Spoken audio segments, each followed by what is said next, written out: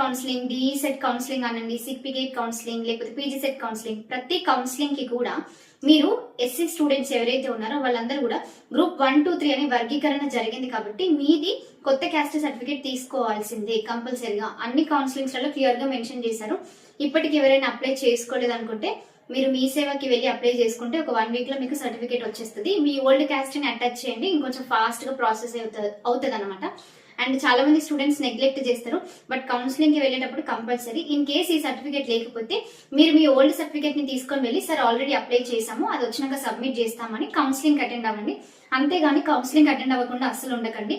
Income certificate కూడా అంతే, ఒకవేళ లేకపోతే ఓల్డ్ కనుక ఉంటే తీసుకొని వెళ్ళండి. But maximum new income certificate 1 year లోపు వ్యాలిడిటీ ఉన్నది తీసుకొని వెళ్ళి అటెండ్ అవ్వండి. లేదు అంటే చాలా తిరగాల్సి వస్తుంది, మళ్ళీ ఆ సర్టిఫికేట్ సబ్మిట్ చేసి కౌన్సిలింగ్ ఎక్కడ జరిగిందో అక్కడికి వెళ్ళి ఒక పెద్ద ప్రాసెస్ ఉంటుంది అనమాట. సో ఇవన్నీ అవాయిడ్ చేయాలి అంటే డెఫినెట్లీ మీ సర్టిఫికేట్స్ అన్ని తీసుకొని వెరిఫికేషన్ కి వెళ్ళండి. Wishing you all the best.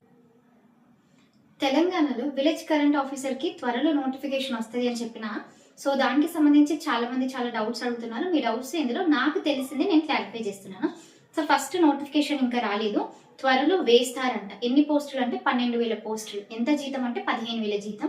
ఊరుకు అంటే ఒక ఊరికి ఒక పోస్టు లెక్క కేటాయిస్తే అప్పుడు చాలా మందికి ఎక్కువ మందికి ఉపాధి వస్తుంది. అండ్ ఇది ఎందుకు ఏర్పాటు చేస్తున్నారు అసలు? ఇప్పుడు ఈ పోస్ట్ క్రియేట్ చేయాల్సిన అవసరం ఏంటంటే, గ్రామాలలో మనం చూస్తూనే ఉంటాము, కరెంటు పోవడం కానివ్వండి, లేకపోతే అధికారులకు ఇక్కడ జరిగే ప్రాబ్లమ్స్ అన్ని తెలియదు.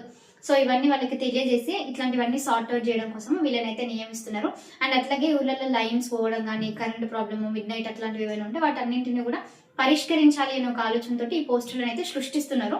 సో దీనికి ఇంటర్మీడియట్ క్వాలిఫికేషనే ఉంటుంది మాక్సిమమ్. అండ్ అలాగే ఏజ్ రిలాక్సేషన్ కానివ్వండి, నోటిఫికేషన్ ఎప్పుడు వస్తుంది, అసలు ఎలా అప్లై చేయాలి, సర్టిఫికేట్స్ ఏంటి అని బోల్డ్ అనే డౌట్స్ అడుగుతున్నారు. నోటిఫికేషన్ వచ్చాక నేను డెఫినెట్లీ ఎక్స్ప్లెయిన్ చేస్తాను. బట్ మోస్ట్లీ క్వాలిఫికేషన్ అయితే ఇంటర్మీడియట్ అయితే